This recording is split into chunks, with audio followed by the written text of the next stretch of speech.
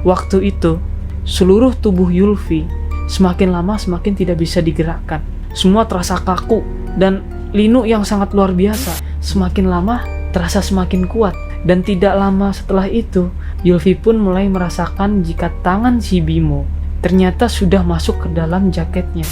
Namun, belum lama Yulfi memejamkan mata, tiba-tiba dia terbangun karena dia mendengar suara orang yang bersenandung khas Jawa.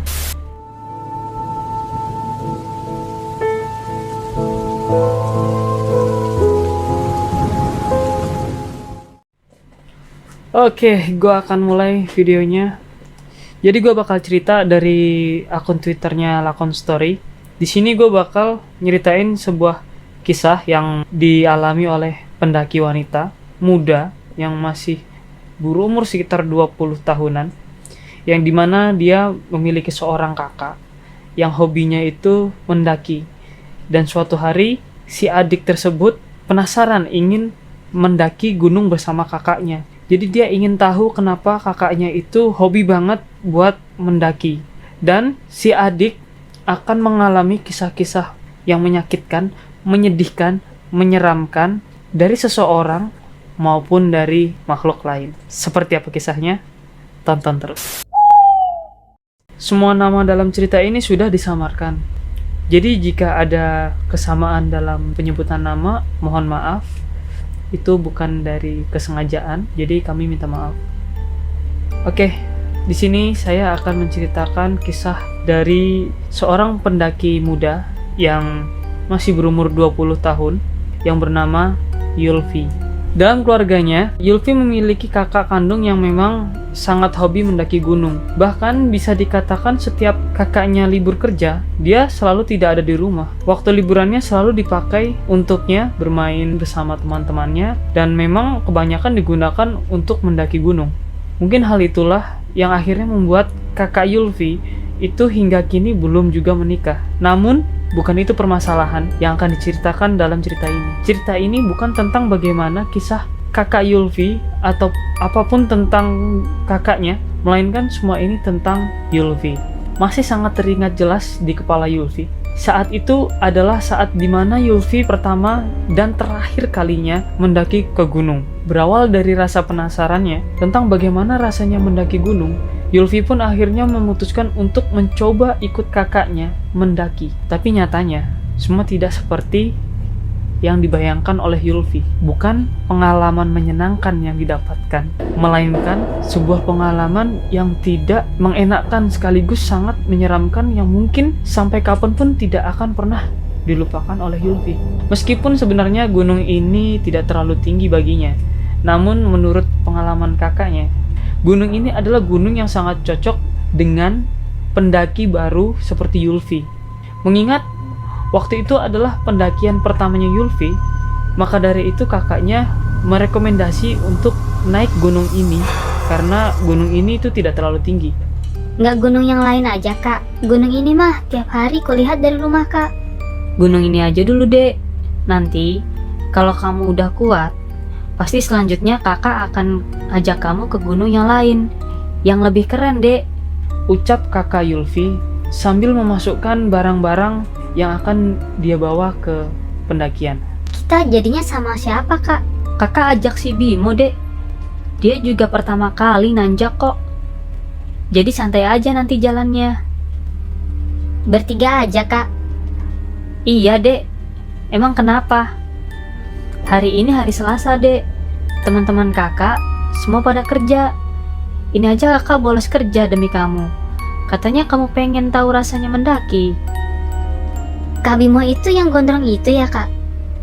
Iya, yang biasanya main kesini. Oh, ya udah. Emang kenapa, Dek? Haha, iya, kakak tahu. Dia memang anaknya agak nakal. Tapi mau gimana lagi? Cuma dia yang bisa diajak daki hari ini. Ucap kakak Yulfi sambil menyalakan motor. Singkat cerita, setelah semua persiapan mereka siap, akhirnya pagi itu pun mereka berangkat menuju pos registrasi yang memang terletak tidak jauh dari desa kecilnya. Sesampainya di pos registrasi, waktu itu Yulfi sudah ditunggu oleh Kak Bimo, yang rupanya sudah dari tadi menunggu kedatangan mereka.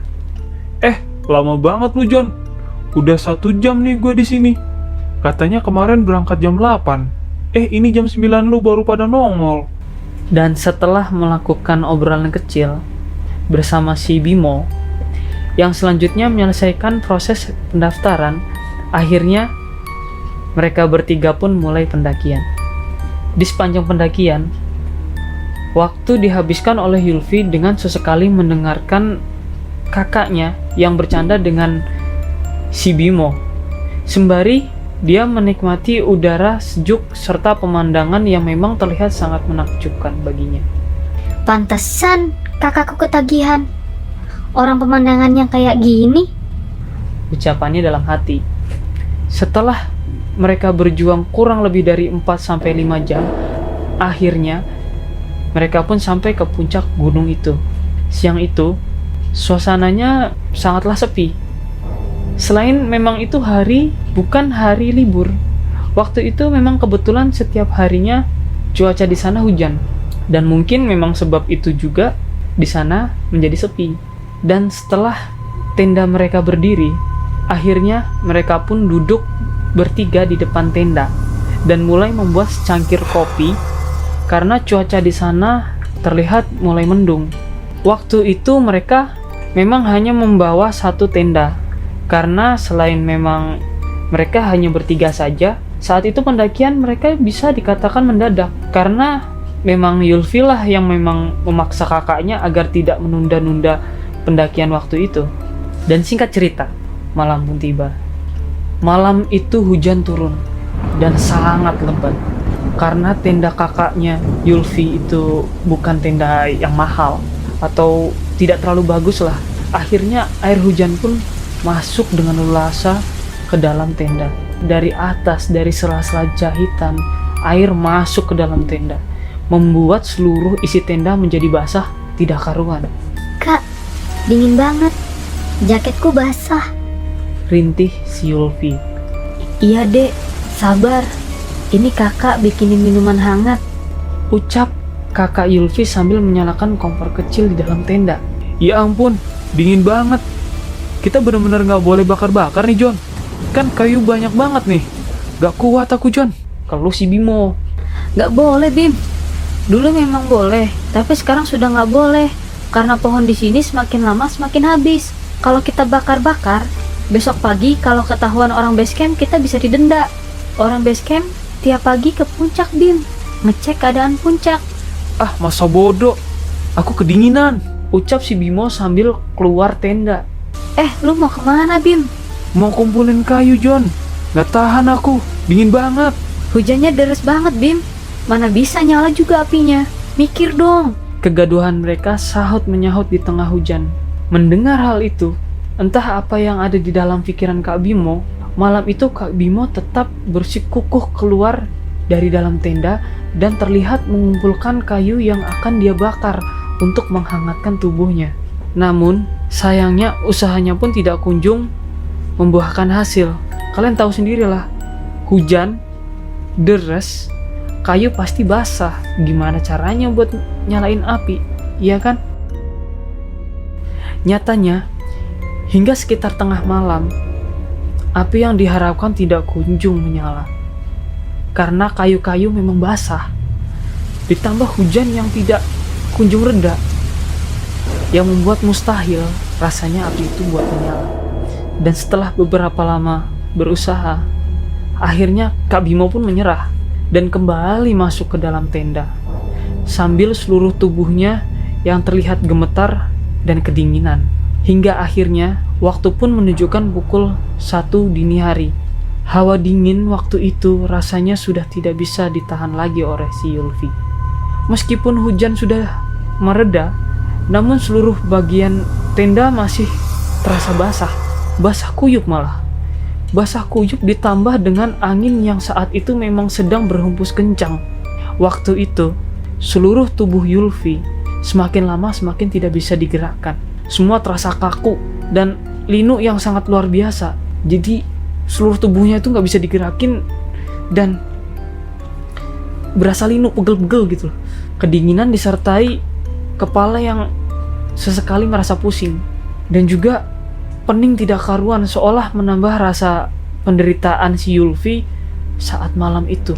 Dan dari puncak penderitaannya itu, Yulfi akhirnya tidak kuat lagi menahan semua itu. Pagi itu, seluruh tubuh Yulfi tiba-tiba berubah menjadi sakit tidak karuan. Seluruh tubuh rasanya seperti ditusuk-tusuk jarum. Telinganya sudah tidak bisa lagi mendengarkan dengan jelas. Ditambah pandangannya yang saat itu semakin lama semakin memudar. Jadi seperti hipo gitu. Dan akhirnya Yulfi pun terkapar dengan terus merasakan sakit di sekujur tubuhnya. Pagi itu, tubuh Yulfi dibalut oleh sarung dan tidak lupa jaket kakaknya pun sudah dilepaskan dan digunakan untuk membalut tubuhnya Yulfi. Bahkan oleh kakak Yulfi, dia dipeluk dengan erat sambil sesekali dia ditampar-tampar kecil agar dia tetap dalam keadaan sadar. Tapi nyatanya, dia pun benar-benar dalam keadaan yang setengah sadar disertai badan yang sudah tidak berhenti bergetar. Di tengah-tengah kesakitannya yang luar biasa itu, dia masih sempat mendengar kakaknya yang terdengar berselisih dengan si Bimo mengenai keadaan si Yulfi. Di mana ini, John? Di sini sepi banget. Apa kita turun aja sekarang? Adi lu udah semakin parah tuh. Gimana kalau aku aja yang turun? Sepertinya kalau aku yang turun akan cepat sampai di pos dan minta bantuan. Mungkin 3 jam udah sampai di bawah. Kalau lu yang turun, yang ada lu malah nyasar. Mending lu di sini jagain adikku, biar aku lari ke bawah. Percakapan yang dilakukan oleh kakak dan juga si Bimo. Dan setelah mereka terdengar berdebat tidak karuan, akhirnya kakak Yulfi pun memutuskan untuk turun seorang diri untuk mencari bantuan ke pos registrasi. Malam itu, Yulfi pun sudah tidak kuat lagi untuk bangun. Jangankan bergerak, membuka mulutnya aja udah susah buat bicara. Rasanya dia tuh udah tidak sanggup lagi untuk menahan itu. Namun ternyata, semua penderitaannya malah dimanfaatkan oleh si Bimo untuk berbuat hal yang sangat tidak bisa dimaafkan. Ketika Yulfi dalam tenda dengan si Bimo, waktu itu Yulfi melihat si Bimo semakin lama semakin mendekatinya. Karena keadaannya yang memang masih kesakitan dan setengah sadar, waktu itu Yulfi hanya bisa merasakan tanpa bisa melihatnya dengan jelas. Jadi kabur-kabur gitu penglihatannya. Karena kepala yang memang masih terasa pusing tidak karuan. Kakak peluk ya, Vi? Ucap si Bimo sempat terdengar lirih di telinganya. Dan tanpa menjawab, Yulfi pun hanya bisa diam sambil terus meremas jaket yang membalut tubuhnya. Di sela-sela Yulfi menahan semua itu, tiba-tiba Yulfi merasakan tubuhnya dipeluk erat oleh Bimo. Awalnya Yulfi memang merasa risih dan tidak mau diperlakukan seperti itu. Tetapi karena dirasanya niat si Bimo ini waktu itu adalah membantunya, akhirnya dia hanya bisa diam tanpa mengeluarkan sepatah kata pun. Pasrah. Tapi anehnya, semakin lama Yulfi merasakan bagian tangan si Bimo itu masuk ke dalam tubuhnya. Merasakan hal itu, tentu saja Yulfi memberontak tidak karuan. Karena Yulfi mulai curiga dengan maksud si Bimo.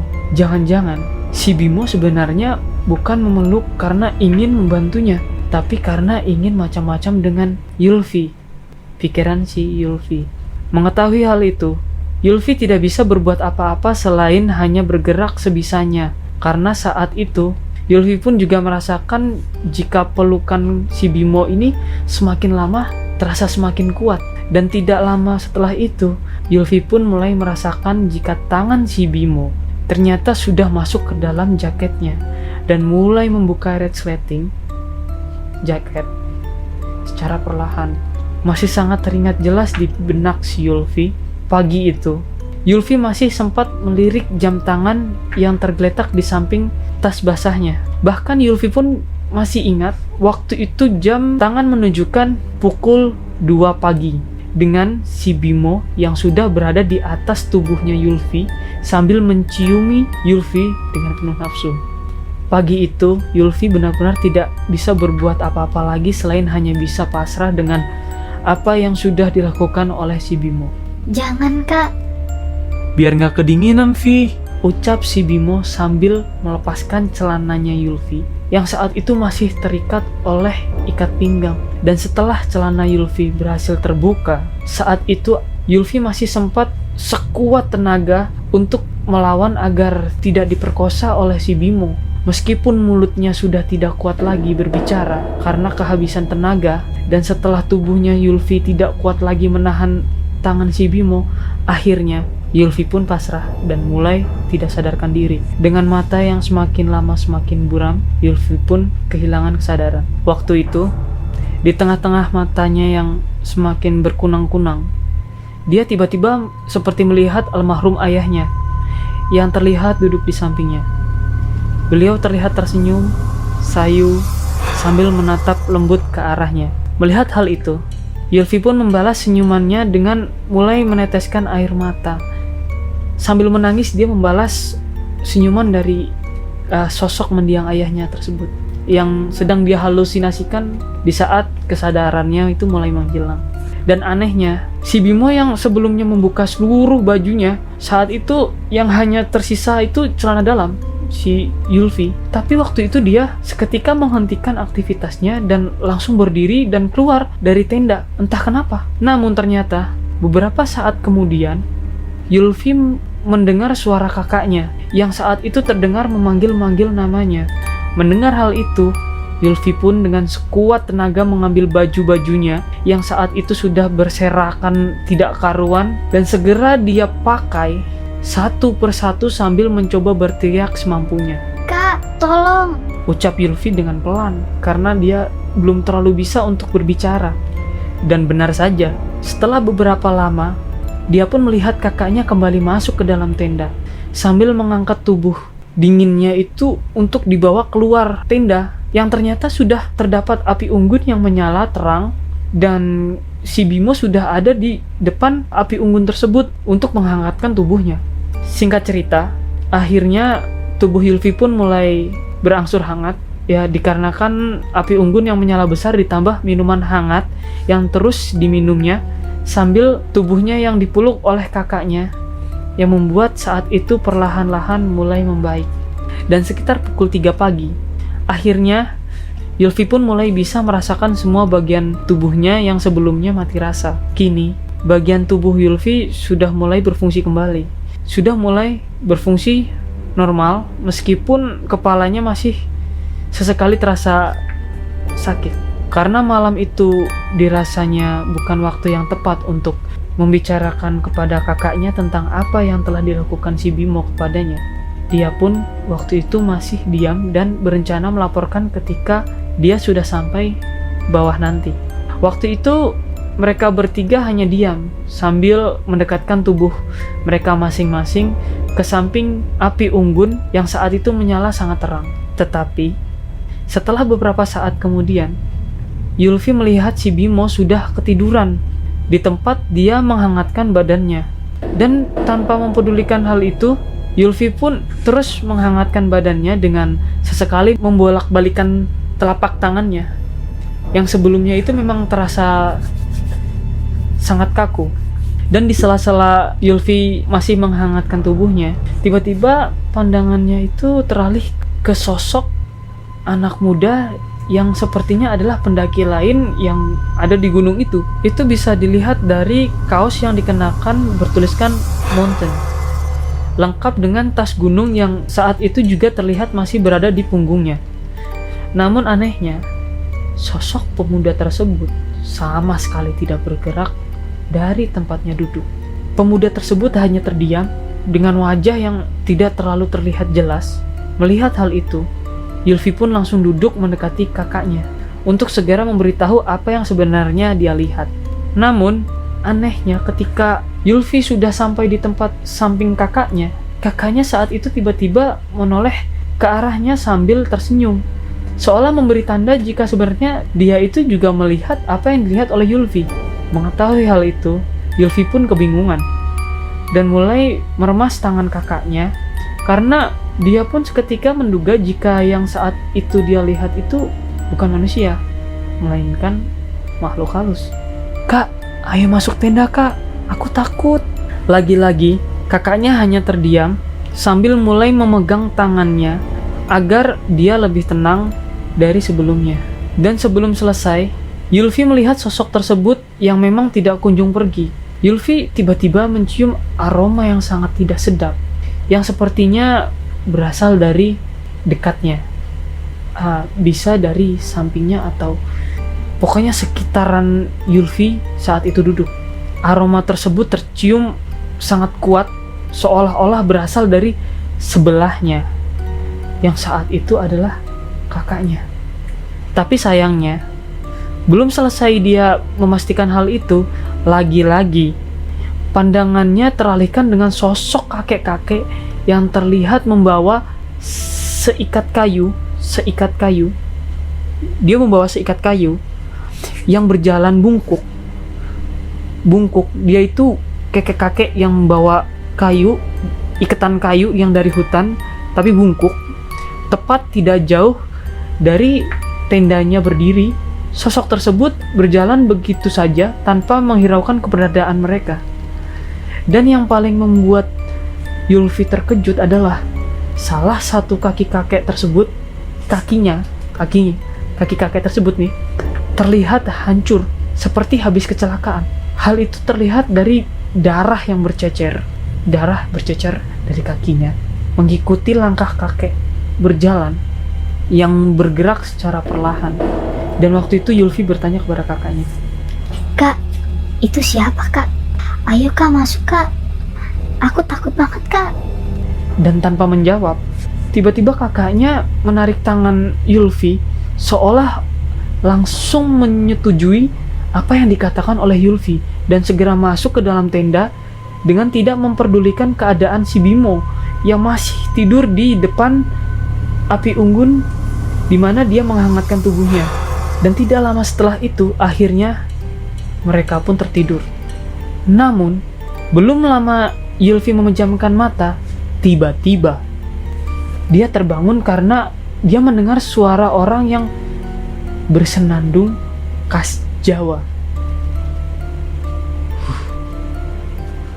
Suara tersebut terdengar lirih di sela-sela suara jangkrik yang semakin lama semakin terdengar sangat kencang. Mendengar hal itu, Yulfi pun langsung bangun untuk memastikan sumber suara yang didengarnya saat itu. Namun ketika dia menoleh ke sana kemari, waktu itu tiba-tiba dia melihat ada sesosok laki-laki parubaya yang duduk tepat di samping di mana Bimo tertidur. Sosok tersebut memakai baju hitam pekat dengan wajah yang sudah sangat tidak karuan. Mata yang menonjol keluar, ditambah lagi hidung yang terlihat hanya sebelah, membuat seolah Yulfi susah untuk bernafas. Dan tanpa melihat lebih lama lagi, Yulfi pun langsung menutup pintu tendanya dengan jantung berdebar-debar dan tanpa membangunkan kakaknya. Waktu itu Yulfi langsung tidur di samping kakaknya sambil membaca sebuah doa-doa sebisanya. Mungkin karena badan yang sudah kelelahan, akhirnya Yulfi pun terlelap tepat di samping kakaknya dengan tangannya yang saat itu masih memeluk tubuh kakaknya. Dan singkat cerita, setelah pukul 7 pagi, Yulfi kembali terbangun dengan suara kakaknya yang membangunkannya dengan nada yang terdengar terburu-buru. Vi! Teriak kakaknya sambil membuka pintu tendanya dan mengguncang-guncang badan si Yulfi. "Ada apa?" Ucap Yulfi sambil kebingungan, karena saat itu Yulfi juga melihat ada beberapa orang selain kakaknya yang memakai baju orange seperti tim ranger. Alhamdulillah, kalau kamu nggak kenapa-napa, Vi. Kakak lama ya, Dek? Yulfi pun kaget. "Maksudnya?" Tanya Yulfi dengan perasaan yang bingung, disertai belum terlalu sadar karena masih baru bangun. Gimana sih orang baru bangun ya kan? Dan juga kok tiba-tiba kakaknya bilang begitu? Padahal semalam dia itu tidur sama kakaknya. Ya kamu kemarin hampir hipotermia. Ini kakak bawa orang dari bawah, Vi, untuk evakuasi kamu. Bimo mana? Kakak ini ngomong apa? Yulfi pun bingung. Kakak ini ngomong apa sih? Loh, Bimo mana? Bimo kan ku tinggal bersamamu. Yulfi makin bingung waktu kakaknya tanya seperti itu. Karena kakaknya kan semalam tahu bahwa Bimo itu masih tidur di depan api unggun yang buat mereka menghangatkan diri. Loh kan, kakak biarkan dia tidur di luar. Kan kakak tidur sama aku di dalam. Kamu ini ngomong apa? Kakak kemarin malam turun cari bantuan. Ini baru balik sekarang. Mendengar hal itu, Yulfi pun langsung mengemasi barang-barangnya dan tanpa menjawab perkataan dari kakaknya. Ayo bantu aku beres-beres. Kita ngomong di bawah aja. Ucap Yulfi sambil memasukkan semua baju-baju dan barang-barangnya ke dalam tas. Bimo mana? Sahut si kakaknya Yulfi secara berulang-ulang. Gak tahu kak. Aku mau turun duluan aja. Kakak kalau mau cari Kak Bimo, cari aja. Aku mau turun sekarang. Yulfi pun kekeh banget buat pengen turun saat itu juga. Dan singkat ceritanya, akhirnya Yulfi pun turun bersama dua bapak-bapak petugas base camp dengan kakaknya yang masih sibuk berteriak-teriak sambil memanggil nama Bimo. Di sepanjang perjalanan turun, pikir Yulfi sangat tidak karuan. Yulfi benar-benar kebingungan dengan apa yang sebenarnya telah terjadi kemarin malam. Dan tanpa banyak tanya lagi, Yulfi pun mempercepat langkahnya menuju ke base camp dengan harapan agar dia bisa sedikit lebih tenang. Sesampainya dia di base camp, dia pun langsung duduk, beristirahat, sambil menunggu kakaknya yang sedang mencari si Bimo. Hingga akhirnya, sekitar pukul 5 sore, kakaknya pun sampai di base camp bersama si Bimo yang tiba-tiba itu terlihat menjadi linglung. Kak Bimo waktu itu tiba-tiba terus menggigit tangannya sambil sesekali tertawa, dan tidak jarang pula dia menari-nari sambil melirik ke sana ke sini seperti penari alunan Jawa yang didengarkan oleh si Yulfi. Dan setelah semua diceritakan Yulfi secara detail, seluruh orang yang ada di pos pendaftaran itu seketika terkejut dan seolah tidak menyangka dengan apa yang sudah dialami Yulfi semalam. Dan akhir cerita, sesampainya di rumah, kakak Yulfi pun seolah tidak lagi memperdulikan keadaan si Bimo, yang saat itu Yulfi dengar belum bisa disembuhkan hingga beberapa hari. Jadi hingga beberapa hari itu si Bimo ini tidak bisa disembuhkan, masih dalam keadaan linglung dan juga bersikap-sikap aneh. Rumah kami sempat beberapa kali didatangi oleh pihak keluarga si Bimo untuk dimintai keterangan dan pertanggungjawaban karena mereka menganggap jika kakak Yulfi lah yang awalnya mengajak si Bimo dalam perjalanan ke gunung waktu itu. Namun setelah diceritakan keadaan di mana malam itu, perlakuan si Bimo terhadap si Yulfi, akhirnya pihak keluarga Bimo pun terkejut. Pasti terkejut. Dan seketika meminta maaf kepada keluarga Yulfi dan juga kepada Yulfi. Waktu itu, kakak Yulfi pun juga sempat emosi luar biasa dan mengancam akan menuntut si Bimo melalui jalur hukum atas tindakannya terhadap Yulfi. Tapi mengingat karena keadaan yang sudah tidak memungkinkan lagi, akhirnya mereka semua memutuskan untuk berdamai dan tidak lagi memperdulikan keadaan si Bimo yang saat itu memang belum sembuh dari perilaku anehnya. Dan hingga cerita ini ditulis, Yulfi masih tidak mengetahui bagaimana keadaan si Bimo saat ini.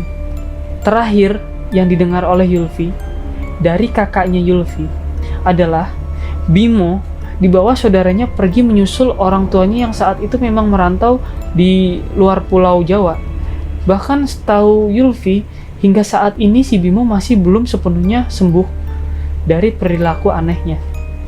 Dan sejak saat itu, Yulfi pun memutuskan untuk tidak lagi naik gunung. Meskipun Yulfi sadar, tidak menyangkal jika perjalanan ke gunung sebenarnya adalah perjalanan yang sangat menyenangkan. Oke, dengan adanya pengalaman seperti ini, semoga menjadi pelajaran bagi siapapun ya, agar dapat lebih berhati-hati lagi dalam melakukan setiap perjalanannya. Saling jaga diri, saling hati-hati, walaupun sebenarnya itu adalah teman maupun saudara, masih lebih berhati-hati lagi dan juga was-was. Terima kasih telah mendengarkan apa yang saya ceritakan. Jangan lupa klik subscribe dan jangan lupa juga follow akun Twitternya Lakon Story. Ada di deskripsi, nanti saya cantumkan. Jika suka, jangan lupa like. Dan jika kalian ingin mendapatkan notifikasi dari cerita-cerita lainnya, kalian bisa aktifkan lonceng. Oke, mungkin cukup sekian. Terima kasih. Wassalamualaikum warahmatullahi wabarakatuh.